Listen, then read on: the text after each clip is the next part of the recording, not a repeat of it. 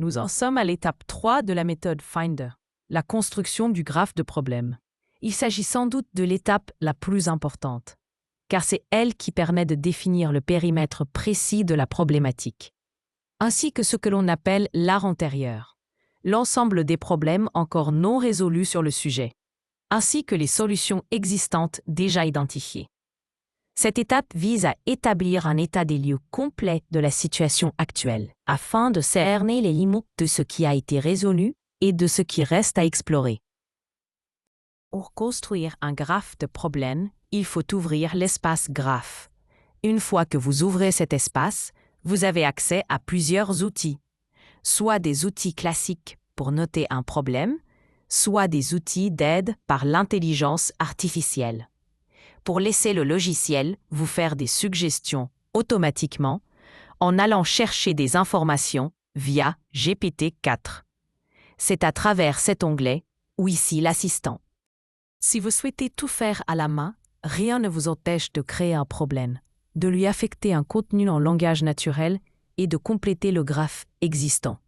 Par exemple, vous travaillez sur un bras servant à simuler un bras humain pour permettre une prise de sang et vous avez noté que la veine s'écrase lors du remplissage de la résine symbolisant les chairs.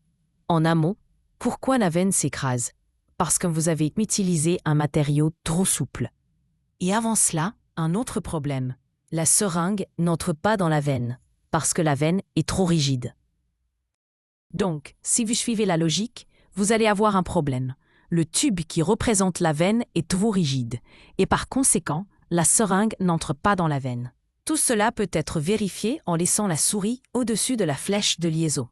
La flèche va alors recontextualiser le problème précédent et par conséquent, le problème suivant.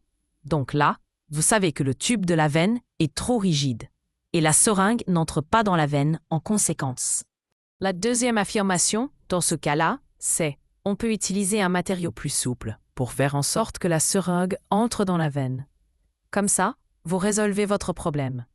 Sauf que si vous faites cela, si vous utilisez un matériau plus souple, la veine va s'écraser lors du remplissage de la résine. Donc, vous êtes un peu face à une impasse. Et vous continuez en vous disant « je vais remplir la veine d'une substance purgeable après que la résine soit moulée, etc., etc. » De cette manière, vous allez pouvoir faire cheminer votre réflexion, soit en allant chercher des éléments d'information sur le web, soit en créant directement des bulles de problèmes ou des bulles de solutions partielles. Donc là, par exemple, vous allez essayer de vous faire aider par l'IA pour la suite.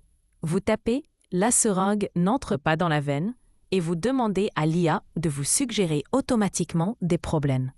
Et là, vous voyez que l'IA s'est trompée, elle n'a pas contextualisé correctement et a cru que vous parliez d'une vraie veine sur un vrai bras.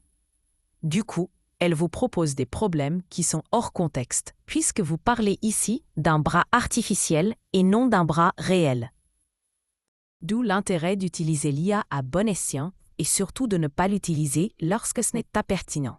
Une fois que vous avez ce graphe, vous pouvez consulter un exemple de graphe complet pour voir ce que cela donne concrètement.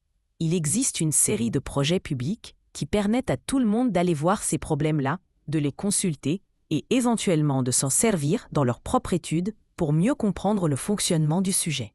Vous reprenez ici l'exemple que vous avez fait en exercice. Vous voyez alors à peu près à quoi ressemble un graphe complet. Si vous revenez à votre graphe actuel, vous allez constater qu'il comporte un certain nombre d'éléments. La suite du travail, une fois que vous avez suffisamment densifié le graphe, consiste à caractériser chaque nœud par un ou plusieurs paramètres, ce qui va vous permettre de construire des contradictions.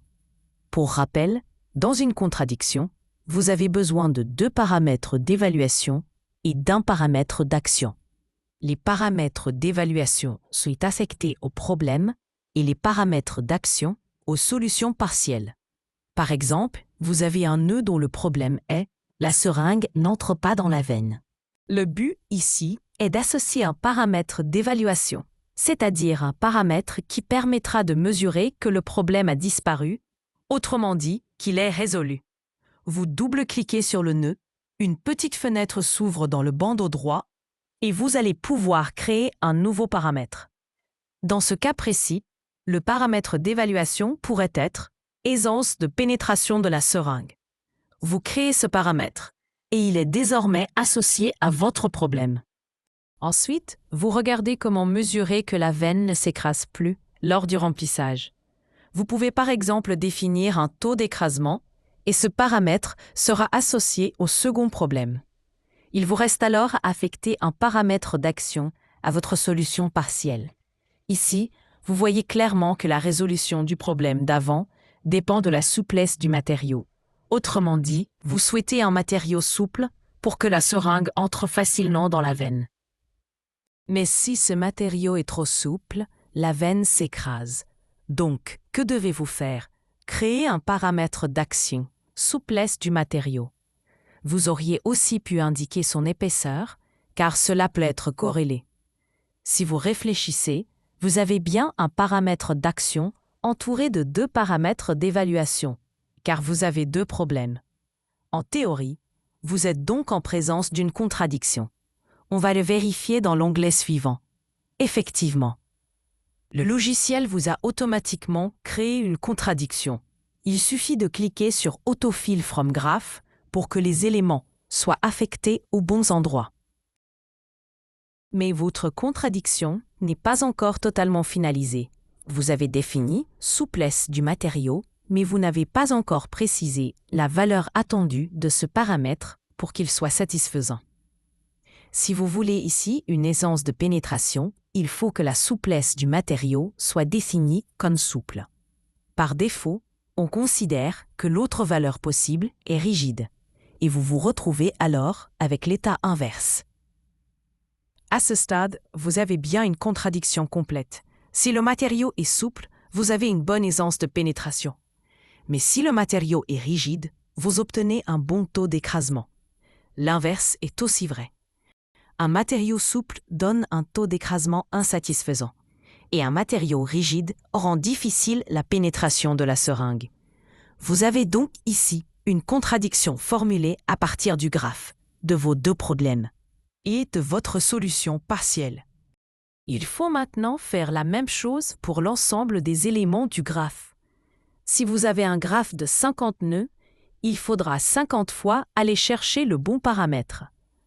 Soit vous créez un paramètre nouveau, soit vous réutilisez un paramètre déjà présent dans le graphe. Mais attention, le graphe doit être complet. Si ce n'est pas le cas, le problème n'est pas intégré dans une contradiction. Il ne faut jamais avoir la mention orphelin ici, qui signifie qu'un problème ou une solution partielle n'a encore aucun paramètre associé. Cela veut dire que le graphe est incomplet. Une fois que le graphe est complet, c'est-à-dire que vous n'avez plus aucun orphelin et que les problèmes signalés automatiquement sont pour la plupart déjà résolus, alors vous pouvez passer à la suite du projet. Sinon, vous continuez à alimenter et compléter le projet jusqu'à ce qu'il soit entièrement cohérent du point de vue de son graphe.